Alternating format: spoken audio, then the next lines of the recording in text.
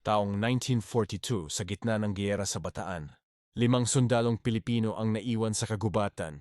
Pagod, gutom at halos maubos na ang bala. Pero kahit ganon, wala sa isip nila ang sumuko.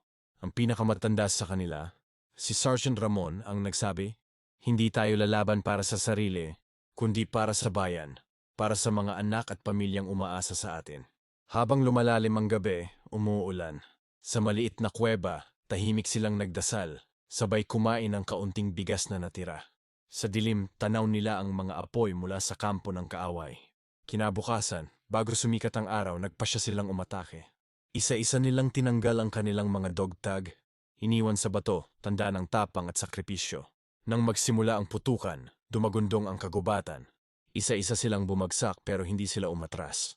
Si Ramon, sugatan, tinutulungan pa rin ang kanyang kasama. Bago siya tuluyang bumagsak,